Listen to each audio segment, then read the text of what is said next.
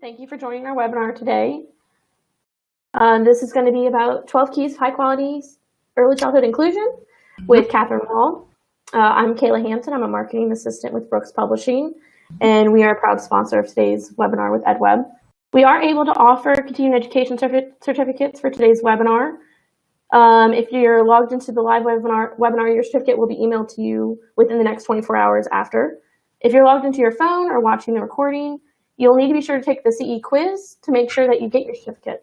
You can find the quiz in the webinar archives folder in the Teaching All Students community located at edweb.net/inclusion education. If you aren't a member already, don't forget to sign up and be a part of the Teaching All Students community page, stay up to date. Let me go to the next slide. This is our page. This is our profile picture. Be sure to keep up and get all our resources that we offer. The slides will be available there 1 hour after today. I'm sorry, the slides are available now. The recording will be available 1 hour after today. We are also offering a 20% off discount on our website until March 31st. The code is edWeb 2018. Be sure to use that before time runs out and get some great products. And without any further delay, I'm pleased to introduce our presenter today, Kathryn Wall. Kathy is the director of the Santa Clara County Office of Education's Inclusion Collaborative Department. She is responsible for promoting, supporting, and advocating for all children to have full access to inclusive environments, regardless of their abilities, both locally, regionally, and statewide. The Inclusion Collaborative of SCCOE strives to build a culture that values all children by strengthening, sustaining, and ensuring inclusive practices. Kathy, thank you so much for being here today, and I'd like to turn it over to you when you're ready. All right, thank you so much. There they are. I wanted to make sure I had my slide advance button. So thank you, Kayla. This is my second time of being a brave person to do a webinar. So thank you everyone for being here. I'm delighted to be part of this, and I want to thank edWeb and Brooks Publishing for supporting this. Today I am going to go through my presentation on 12 keys to high quality early childhood inclusion. Basically, I'm going to be sharing our experiences with the inclusive classroom profile and urge you to look at that and to think about its really great possibilities out there. So without further ado, I'm going to move forward. It worked. That's it. This is me. If you ever want to find me, you can go ahead. And that just has my email address and my phone number. And we are located in beautiful, sunny San Jose, California, and it is sunny right now. Although it's been really cold, it got down to 40. I know that's nothing, but it got cold today. So the Inclusion Collaborative is actually a department in the Santa Clara County Office of Education, and we work with special ed and regular ed to help promote inclusion education for all. So one of our big values is welcoming all students. I always start out saying hello, nice to meet everybody, and I love all your messages popping in, and we have like 410 people already. That is crazy. So welcome and thank you for being here, and I wish I could meet you all in person. Okay, something happened. My slides have disappeared. Ah, there they are. Okay, we always start out, thank you very much, technical people behind the scenes. We always start out when we do any kind of training or workshop with adults is to model expectations and norms of what are expected. So since all of you are on mute, I don't have to worry about you talking out of turn or your phones at the moment, but this is just an example of setting expectations before any type of learning opportunity. And so we model that with our adults like we do with our children. And we always like to talk about connect your prior knowledge to what you may learn today that's different. So it's always good if you're going to be presenting this later, is to take a moment with the people you're presenting with, your group, and to talk about what do they know about early childhood inclusion? Do they know about any benefits right now that they are aware of, and what practices do they use? Because that really helps to engage them and get them ready for the next step in our learning. So since I can't do that with you, I'm going to remind you to do this if you use this PowerPoint or training for another event with some of your staff. So our outcomes today is I just want to share with you what the Inclusion Collaborative does. And since it's my second webinar with Brooks, I will make it a little speedier. And then I want to spend some really time talking about high quality early education, early childhood inclusion and what it looks like. What are some 12 inclusive daily practices associated with high quality? And then we'll get around to talking about the inclusive classroom profile to support improvement in your classroom, and then talk about what your next steps might be. So I'm going to move forward. Again, thank you for being here. We're up to 438 people. It's exciting. The Inclusion Collaborative was established in 2004 with some seed money, where we started supporting preschool inclusion classes in the Head Start within our county. And over time, we have branched out, having various creative funding resources to provide services actually throughout the state of California for not only early childhood and community agencies and libraries, but now we have worked up and we're doing a lot of work within the school age, the 12 to 12th grade, and sometimes we even do some post-secondary work. But anyways, we always go back to the why of why we do things. And so every day, in order to keep us engaged in our work, we always remember the why of the Inclusion Collaboratives, because we want all individuals to be able to have access to quality, inclusive environments, not only for learning, but also in the community. So we do end up working with libraries and museums, and there's a little children's zoo that we're going to be working with soon. So we have a lot of opportunities to do a lot of work in inclusion.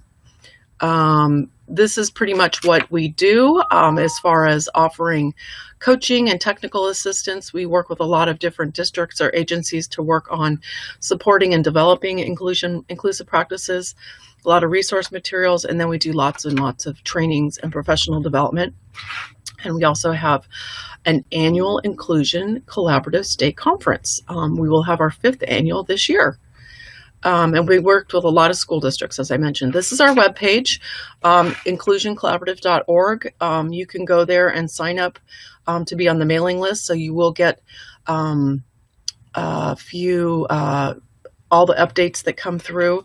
We have a Facebook that we actually post things on quite regularly. We have found that folks just don't read newsletters anymore. They need more quick bites of information. So we have a Facebook that we use on a regular basis, not only for local things, but also national things going on. We also have a Pinterest page where we post adaptations and modifications that teachers and parents both can use to access ideas for what they might use. And then we have a YouTube channel, which is free. You can go in there and see all of our previous conferences and trainings that we've done, and they're available for anyone to go in and look at. So I encourage you to take a look at our website, because there are lots of things on there, and we are constantly changing and adding new things all the time. Social media, we find, is the way people are connecting these days. So again, you can go to our mailing, you can click on our website and go to our mailing list, but we have the Facebook, the Pinterest, and the YouTube. We're working on being more efficient Twitterers, but we'll get there. We also have a support line. The Inclusive Support Warmine is a free service. Anyone can call. We have 2 staff folks who man this, and we talk to parents and pediatricians and teachers and preschool teachers and high school teachers, anyone who has some questions about development or needs some support about education. We do get a lot of calls on behavior. That seems to be a very hot topic, and we do a lot of resource referrals. We also can send e-packets of information if someone wants some information about autism and what is it, and we can send information about that. And we have a very large library of social stories, which our staff create, and we have a library so that when someone calls and they have a situation, and we can actually send them a social story that's more adapted for what their needs are. So I encourage you to use this, and it's in English and Spanish, and we actually have some Vietnamese and other languages available too. And here's just one of our Warmine specialists and one of our Spanish-speaking families who is so grateful to navigate the system that we have here. We also promote person-first terminology, and the County Office of Education in Santa Clara has it as part of the new employees have to sign the pledge, and that is using person-first terminology and then describe the person. So instead of calling a child the autistic child, you would need to as a pledge of respect, would call them the child with autism, but then they have several other characteristics. And so we really encourage this as a good platform to talk about disability awareness with families, with children in school sites. It's great for new staff, just to make sure everyone is pledging to be respectful in what you call people. And here's our Inclusioneers Unite. We're going to have our conference this year. We decided we're going to be Inclusioneers, and so we're going to have a lot of fun with this, and it's October 24th through 26th. Keep track of our website, and you can find out when the registration opens. We do provide education support, technical assistance for birth up to age 12th grade. So it is a 3-day event, but it's very fun. And it's in San Jose, so the weather's great. So I always like to start out what is inclusion, and it's important that we all have an idea, and it's a great thing that you need to do when you're starting any type of inclusion program, is to make sure everyone is on the same page about what the definition of inclusion is. So inclusion is that first circle on the top where all the little dots are all in the same classroom or in the same setting, working on similar curriculum, same curriculum that's been adapted or modified. Exclusion is on the far, your right, I believe. And exclusion was actually legal before 1975. Children with disabilities did not have to be educated in public education or receive public education, and so exclusion was legal. Segregation was kind of the first generation of inclusive practices on campuses, where you had the mainstream regular ed kiddos in one area, and then in the back 40 somewhere there was a special day class, and that's pretty much segregation. Integration has been another generational leap of inclusion, and it has the kids all in the same room, but they may be separate, doing their own same different thing. So our goal is, if you look at the top circle, inclusion has all the colored dots intermingling with other colored dots. And so that peer support, they all belong, they're not separate, is really quite visual. So this is one definition of inclusion that I like to share with people because it's easy to understand. And I'm going to try to move the slide. There we go. So the definition of inclusion includes that attitude aspect of it, being willing to welcome and accept and value differences and diversity. It is a philosophy, and it really does promote that belonging and community and membership that's so important for children to feel like they belong, and then they're much able to engage and learn in what's going on in that community or in that classroom. The definition of it also includes building the positive social relationships and friendships, and that's huge. The peer support, the peer social development is something critical that all kids need to have, and when kids are segregated and in separate classrooms, they tend to not meet their full social development. When they are in inclusive classrooms, these kids, you would just be surprised how many end up blossoming and doing really well because of that social, emotional, and the positive friendship and belonging aspect they have. So their learning potential can be much more than people may first identify. And as we know, kids are constantly learning and changing. And when they're all together learning and changing, it is pretty phenomenal. So it really does, inclusion does help support that, reaching their full development and learning potential. Belonging and membership is a huge aspect of this. And so I always have this wonderful quote here, because kids need to really feel like they do belong somewhere. And they've shown that when you do feel like you belong to a group, and I always point this out when adults go to trainings, they always sit with someone else they know, because then they're able to relax, regulate, and be able to engage in the learning. And so this is something true with kids, is that we really need to make sure that they do feel like they're part of the community and a member and belong, so that they are able to then engage in the curriculum, and they develop and learn much more than we expect. So that belonging and membership's huge. Inclusive programs also use evidence-based practices. You can't just make it up. There's lots and lots of wonderful demonstration sites and research that shows what does work. So evidence-based practices are really critical to this. Creatively adapting activities so every child can participate, and making modifications to policies, practices, procedures has to be done. Making sure that you do embed children's developmental goals into their daily routines, and kids can learn it on a much more naturalistic way. And then again, inclusive programs need to welcome all children. Their names should all be on the wall. They should all know where they sit. They should all have their pictures up there. There needs to be a visual sense of belonging for everybody in that room. Okay, the environment is like another pair of hands, we always say.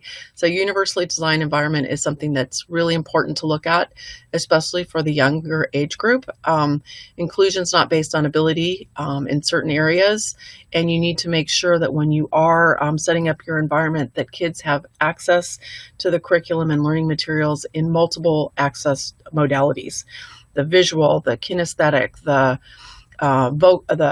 auditory, doing actual project-based, all those things need to be embedded into the classroom so you can meet more learner needs than just, so your environment is critical, very important.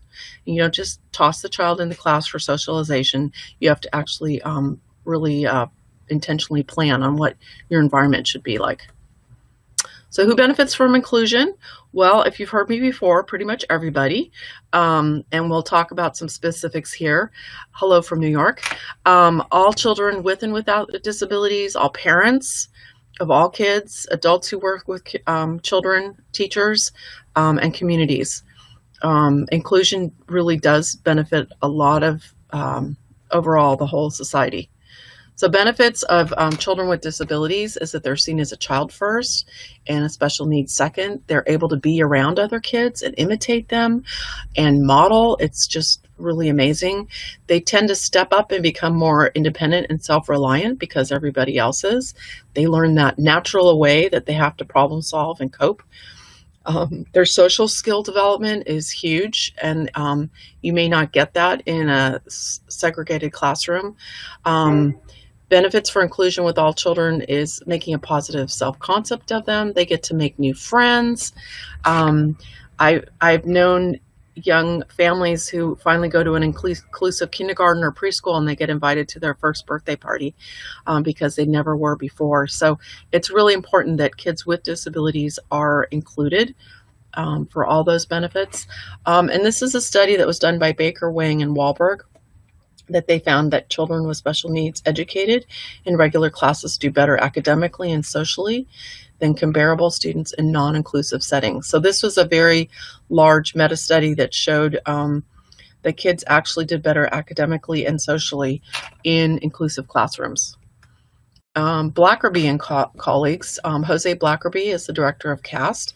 In 2005, they looked at over 7,000 students, and they found that the students who spent more time in general ed than their peers performed closer to grade level, had higher test scores, and the big thing that they found was that there was less frequently absent kiddos. So they do find a correlation between belonging to a classroom, feeling like you welcoming and belonging, and especially as you get older, you tend to show up to class more. So that's an important aspect of overall performance, not only for academically, but socially. But the more you're in class, the better you will do. So we can start that out with preschool inclusion and have it just continue. Benefits for kids without disabilities, although I don't think there's any typical kids, if you ask me. But they are able to be with people who have differences. They're able to increase their self-esteem by helping others. We all know as teachers that if you have to learn how to explain something and share it with someone, you tend to learn it better. So they've actually done some research and found that these kids actually have some gains in their academic scores too. They decrease fears and prejudice, and they gain new ways of expressing ability to caring and concern and compassion. And we all know that we need a society that has more of these kiddos in them. Benefits inclusion for adults or the teachers. It really makes you think outside the box, and you have to learn different strategies. And I'll tell you, some of the kids that may be challenging because you're not quite sure what to do, you spend time with them, you build that relationship with them, and you'll never forget them for the rest of your life. But it really does help expand your techniques for individualizing activities. And by individualizing and meeting different needs of different kids, you actually meet the needs of more kids. And then there's lots of other benefits as far as resources in the community and encouraging acceptance and differences, which we all know we need more of. And then our community, it benefits by promoting acceptance of individual differences throughout our community, more collaboration, and then just creating that welcoming environment of belonging. We all know that we like to be somewhere when we belong, and kids tend to flourish and do much better when they are in that sense of belonging. So that's something that as our community we certainly could use. So what does the research say? The bottom line is Mary Falvey, she in 2004 looked at all kinds of long-term studies and concluded that there's no evidence showing academic advantage for students with intellectual and other developmental disabilities educated in separate settings, that everyone actually does better when they're in inclusive settings. Evidence on inclusion, they also found Michigan University, no evidence has been found that children with particular or severe disabilities are poor candidates for inclusive programs. And the inclusive models that we promote to be the most effective are full inclusion models where kids are a part of the classroom. They're there the whole time as everyone else. They belong and have a sense of belonging in that classroom. Their services are provided in the classroom. They participate in all the activities and daily programs with adaptations as needed. And then if possible, it's really ideal to have a co-teaching model where you have a general ed and a special ed teacher working together. That would be the master of content with the master of access teaching together. And that's something that we fully support and is actually taking off. We have more and more different schools that we are supporting and co-teaching. And if it's done right, it's really good. The bottom line is kids, all means all. All kids are all of our kids. And that needs to be something that we say all the time. So I just want to spend a little bit of time on the background of why we talk about inclusion, because there's always the legalese around the corner. And I just want to make sure everyone knows that this didn't just get made up. It is actually the education of handicapped children way back in 1975 with President Ford first enacted this 94-142 legislation. And before that, only 20% of the kids were actually in public school if they had a disability. So since then, we've come a long way. And between 1990 and 97, IDEA was enacted, Individuals with Disabilities Education Act, and it requires that students with disabilities have access to general ed and related. So they started talking about more inclusive wording there. And then in 2004, with Nickleby and the IDEA reauthorization further requires that students with disabilities must be integrated with non-disabled peers. So all the language is moving closer and closer to more inclusive services legally.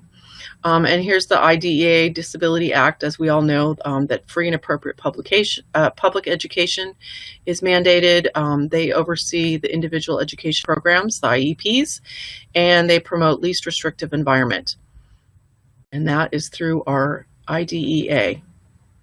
So it is the law, the least restrictive environment, that school districts must ensure to the maximum extent that students with disabilities 3 to 21 are educated with children who aren't disabled and participate in non-academic and extracurricular activities with children who are not disabled. So it is really legally binding that we do start initially with preschool, early childhood education inclusive environments. And there's lots of data that shows that the earlier you start including children that the tendency to stay in inclusive or move to general ed is higher. So the bottom line is, if we're doing inclusion work, how do we know if we're practicing high quality inclusion? And that has been a question for a long time. And luckily, a tool was developed by Dr. Elena Sukaku, sorry, Elena. I wanted to refer you to this document, the National Professional Development on Inclusion that University of North Carolina put together in 2009. It had a research synthesis on what was important for inclusive early childhood education, and was kind of a research basis to look at what was going on in this area. And so from this, the inclusive classroom profile was developed. It actually, Dr. Sukaku started between 2003 and 2008 developing it. And then the paper was research synthesis in 2009. And then she did several research studies in both the United States and in UK to look at the efficacy and reliability of this instrument. So I'm going to share some more information about it. So it was authored in 2012, and then in 2016, Brooks Publishing was able to publish it. So it was draft for quite a few years, which was great because then more little changes to enhance it was made. So this is a tool. It's a structured observation rating scale designed to assess the quality of daily classroom practice that supports developmental needs of children with disabilities in early childhood settings. It is available for use in a classroom for up from 2 to age 5, and it is designed to be used in a preschool classroom that has at least one child with a disability or an IEP. So that is the criteria for using it. Next, the research synthesis found in the University of North Carolina put together that young children with disabilities can often experience low quality in classes that are otherwise being rated as high quality. And so there's quality rating systems all over the United States, but they did find that there was a real need to have inclusive classrooms, and are the needs of children with special needs or disabilities being addressed, and how do we know what those quality indicators are? So from that, having that gap is what really supported this inclusive classroom profile and showed the need for having some kind of tool to determine what quality was. So it is designed to complement existing classroom quality measures and standards. It's set up very similar to the Eckers rating. It's a 1 to 7 scale. It can be done in addition to rating, or it can be done for professional development, program development. It does focus on classroom level practices that support the individual needs of children with disabilities, and it looks at daily practices. So I'll mention that in a minute, but it is the daily practices that are looked at.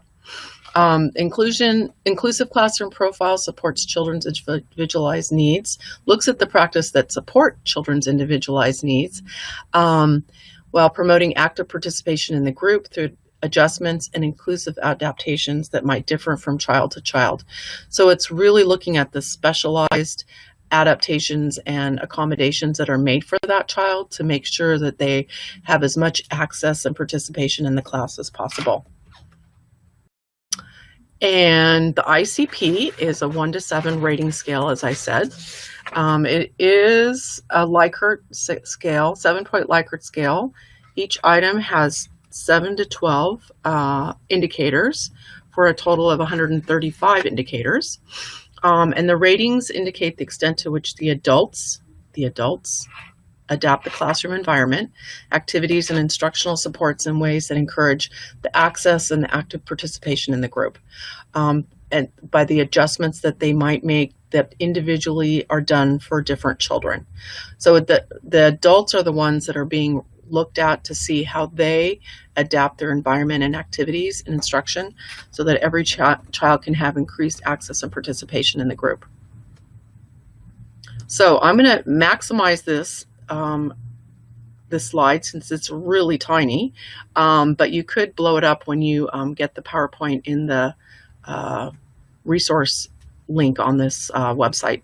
So I'm going to make it bigger. You won't see my face, lucky you, but you can tell the difference. I wanted to just point out the ICP. This is a crosswalk of rating tools.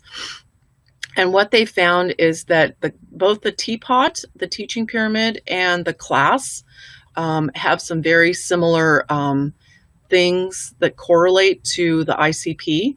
I know when we did our first pilot project in 2016, we found that classrooms that had actually participated in our teaching pyramid training, since we are authorized trainers for that, actually had higher scores. So there is some nice correlation with both the teapot key practices and the class rating scale. I'm going to try to move forward. Oops, I went too fast. And this is the second slide showing that support for communication, group activities, transitions, feedback are all key rating items also in the teapot and for the class, the class tool that we use on many QRIS rating scales. So it's just a nice way to see that this correlates with a lot of other quality ratings that are done in classrooms. So how can the ICP be used? Okay, I'm going to make my picture smaller. There we go. The ICP can be used as a research instrument, which helps measure and compare quality across different types of programs, as well as investigate the relationship between classroom quality and children's developmental progress. As a classroom evaluation tool, it can be used to assess the quality, obviously when you're going in to rate quality of an inclusion practices in early childhood. And then it can be really fine-tuned and used as a quality improvement tool to inform models of professional development and actually develop a framework of what might be needed. And I'm going to get into what the different items are, but there are lots of different ways that infusing the ICP measures can be used to set up and develop your training components for supporting inclusive classrooms. So who's being observed during an ICP? It's children with identified special education needs in the context of classroom activities and social interactions with adults and peers. And then obviously the adults are observed, teachers, co-teachers, specialists. I will note that when we've done ratings and there are substitutes in the classroom, the ratings tend to be a little bit lower. So it's interesting because I think there's that relationship piece that's not there. Who can use the ICP? Anyone who's trained as a reliable rater: teachers, program assistant, administrators, researchers, professional development providers, early childhood specialists, state assessors. There's a reliability rating training that comes out of the University of North Carolina, and then you're ready to go as long as you get reliable rated. These are the 12 items, ICP items, areas of inclusive practices that we like to say are the 12 keys to high quality early childhood inclusion. And I'll let you just read the list here in the notice of time. Just want to point out that there's adaptations. The environment's really important, and a lot of the adult interactions, making sure there is membership, looking at relationships between children and adults, the communication support, adaptations, transitions are big, looking at feedback, the family professional partnerships, and monitoring children's progress. Those are all the 12 areas that they've identified. And Dr. Sukaku in her research has shown that these specific areas and I'm going to start out with them, when they are observed and rated with the ICP, can really actually define the quality of inclusive practices as it relates to the access and to the participation of the children with special needs or disabilities in that classroom. So one of the huge big aspect to look at, obviously, is adaptations of space and materials, equipment, and making sure children have access, that their adults organize environment to set up ease of use is really important, and make sure that adults help children use materials in creative and purposeful ways, which means all kids with disabilities should have adaptations of space and materials and equipment observable. And so there are items that are checked off when people get rated, and this is a big one. Adult involvement in peer interactions is really important. The adults, I'm sorry, I'm reading all these questions. It's distracting. It's great though. Adult involvement in peer interactions is really important because noticing how that adult goes in and supports that social interaction between peers and help kids initiate and then sustain these relationships. And that is one of the big goals of inclusive education. And so looking at measuring and making sure adults do that is really important. And again, sometimes when you have substitutes in the class, they're not quite as familiar with the children. And so the scores tended to be lower in those groups when we did that in our first pilot. Adults' guidance of children's play. Adults need to be there to support offering choices within their play, and they encourage and scaffold individual play and social activities. So encouraging kids to play with in a social way with another child or a group of students, and that's something that is rated. The adults are looked at and how they're interacting with the kids. Another big item is the conflict resolution and how it's handled, and how the adults respond to conflicts between children with disabilities and their classmates. And what we really found is that the teachers who had gone in our pilot, the teachers who had gone to the teaching pyramid and done positive behavior support tend to have had higher scores than those who had not been trained in positive behavior intervention support. Membership is critical for a high quality inclusive classroom, and it promotes the social climate that nurtures individual differences and provides children with disabilities the opportunity for social responsibilities and choices. So looking around the room environmentally, we make sure that the checklist will check to see that kids' names are listed on the wall, all the kids are listed. When there's social jobs or responsibilities, that the children with IEPs also are included in that. So those are some of the finer tuned items that are looked for, but you want to make sure that membership is really supported and promoted within the classroom. Adult-child social interactions, focusing on nature and frequency of interactions between the adults and children with disabilities. It's really important that there's a back and forth social interaction, and you look at the quality of interaction. You can see that the picture here that the kids are, the child and the adult are having face-to-face, getting down on their level, all those types of things. Anyway, so that's a key aspect, is looking at adult-child social interactions. And then support for communications. Again, the adult, the teacher, the teaching assistants, the professionals will be observed to see how do they support that child for communication. Do they use any signing or icons or visuals of any kind, and what strategies are those in order to help support and facilitate communication with others? And that's really critical for kids with disabilities. Adapting the group activities is another area that is been shown to really determine the quality of inclusive education, making sure that all kids have access and they participate within the group activities, that they feel a part of it, that they all have a social job. Those are all really important things for inclusive education. So that's one of the indicators. And then again, transitions. As we all know, transitions are exciting, but making sure that the nature and pace and individualized supports are provided to those kids who are transitioning, and that transitions have been planned, and that they are run smoothly, and that everyone knows what to expect. And those are some things that are rated with this item. Feedback. This is looking at adult feedback to children and actually looking at adult feedback to other adults, but specifically with the children, that kids get feedback for when they do something well, their efforts are acknowledged, they offer feedback to promote the learning of specific skills. And this is another large item that is correlated to high quality preschool inclusion. The family and professional partnerships are looked at. They want to make sure we actually have to see that there's a policy in place for inclusion, that there's a communication process set up for communicating between families, and that there's policies, as I said, set up to do this.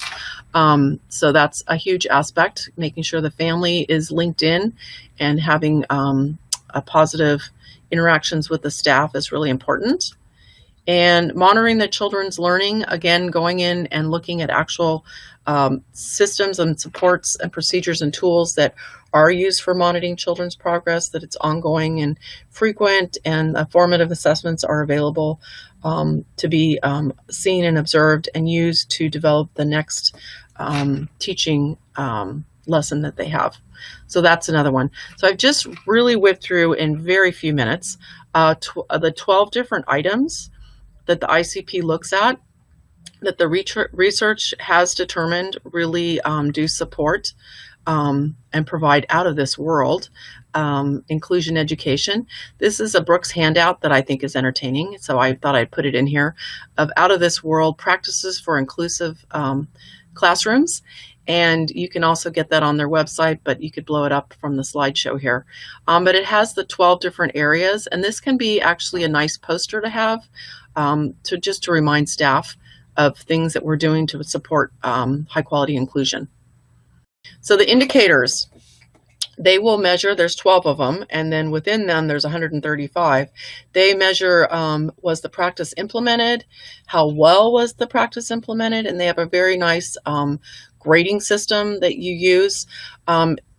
They have very specific language that you have to follow when you're doing the rating, but they do look at how well the practice was being implemented. Frequency is, how often? Was it once, or was it 3, 4, 5 times? The context and how the practice was embedded is also looked at. The intensity, what levels of scaffolding were done, and being able to identify that when you're observing. Individualization, was each child supported as needed? Not every child with an IEP has the same needs, and so this tool is actually able to indicate whether or not kids receive individualized support as needed.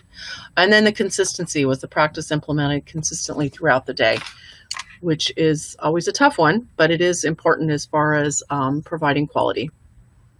So the criteria then, there's terms that are defined, there's several, there's group time, there's present instructions for rating indicators, there's list examples of practice that count, and then provide guidelines for special occasions. So there's it's a 5-day training to learn how to be a reliable rater, but there's a lot of different criteria involved, and I just want to make sure people understand that. The administration of the ICP includes 3 major components. There's the observation point, where you go in as a little fly on the wall and you just watch the kids with IEPs and their interactions with the adults. There's an interview component, which takes about 20 minutes typically with a teacher. You want to ask to see their policies and how they keep up with ongoing assessments for kids, etc. And then there's actual document review, where you need to actually see the policies and see how they update the developmental levels of children. So typically it can be done 3 to 3.5 hours, and a teacher needs to plan to be with the rater for about 20 minutes. And it's best if you give them a little shopping list of what you need to see, the documents, before you arrive. So I'm going to just share a little bit about what we're doing in Santa Clara County, and then we'll go to questions. So in 2015, we had our first raters, a rating training, and we had 3 folks rated in Santa Clara, and we did 12 different, we did a pilot project in 2016 with 12 sites, and we did self-review, and we did those with reliable raters, and then we did those with reliable raters and self-review. And so we came up with some very good information, but we decided we wanted to extend it and see if we could somehow connect it to our QRIS rating system in Santa Clara County. So we developed a pilot project with our first 5, which we have in California, helping to support development of birth to 5. And so we selected 18 quality matters, which is our QRIS name for our county, rated sites that had a current rating score of 4 or 5. And in November, we had 6 reliable raters trained from University of North Carolina. And it was a full week, and it was a lot of work, but they did great. And so our 6 reliable raters, we share 3 with First 5 and 3 are with the Inclusion Collaborative Santa Clara County. So we have a Head Start representative. We've got 2 school districts that have representatives. We have a coach representative. We have a First 5 consultant, and we have a Head Start person. I'm trying to think of who else I'm missing. Yeah. And so from there in February, we are just completing our pre-ICP rating. We had our first meeting in January. All the sites came, they got information, met their raters. And so everyone has received, hopefully by now, their first ICP rating with an action plan that then is developed with the team afterwards. And then in March and April, we're providing monthly ICP trainings at First 5 here. And then in May, we're going to do a post-ICP rating and determine those sites that had at least a 5 on the ICP, that they would receive an inclusion endorsement from the Quality Matters, or our QRS. And we're modeling this after Georgia, yay Georgia, because they have a similar inclusion endorsement. Which we thought was important to, we just liked the way it sounded. So recommendations by the end of June, we hope to have our sites that have inclusion endorsement on the First 5 quality website and posted. And then we're hoping recommendations for ICP use for Santa Clara County. We're hoping that they're going to love it and want to continue it and then take it to our hub, which is our regional area. And then eventually we'd love to see California start including inclusion endorsement on their QRS. So all means all, as we always say. And we really feel that the Inclusive Classroom Profile is a wonderful tool to provide quality, high quality, inclusive practices on a daily level for all children, because the research shows that if you get kids in a preschool inclusion site, ideally they're going to probably make a lot of benefits that'll keep them in those type of sites. So I'm moving forward. So how will you use this information? And it looks like I can ask questions now or answer questions now. Aha, not yet. So how will you use this information? I always like to have people talk about it and bring it up at after they've had lots of information thrown at them. I would love to know what people are going to do from this. So I guess, Kayla, is it time to do Q&A at this point? It can be. There she is. Hi, well, Deb. I know there's been a lot of green messages, so I know there's questions. Okay, I really do encourage people, though. This is a wonderful tool. We've used it to do training and identify different professional developments for different classrooms. It can be done in a small level. It can be done on a larger level. It truly is a high quality tool that I'm hoping that more people will reach out and look into using it. Yeah, oh, I did forget to say one thing. That Brooks also, I'm going to point this out to you. on their resource website, there we go. There's a document called Improve Your ICP Scores with these Brooks resources, and they have each item listed, like item 1, adaptations to space, materials, and equipment, and then it's got some resources that are Brooks published resources. So I found that very helpful to go through and decide what type of text that I wanted to use when I was working on my PD development. I just went ahead and added that link to the chat. Thank you. So one poll we received a lot of great questions, so we'll jump right in and start asking. Let's see what we have. Can you give some resources or website names of evidence-based inclusion curriculum or practices? Whew. Well, again, I would go to that the Brooks Publishing website, the resource that I just put down that has lots of great curriculum and resources in it. So that's probably the best place I would go right now. Great. We did ask a question about training on ICP. Mm-hmm. Would you recommend training on ICP, or do you think it would be okay without? I think it really needs some training. Well, our first pilot, we did a group of self-reviewers, and they hadn't had the training. They just had an overview, and they did not get quite in depth, and everyone rated themselves as doing great. So it's not quite as finely tuned as I think when you do a self-rating without the training. So it's actually better to have the training. Okay, definitely good to know.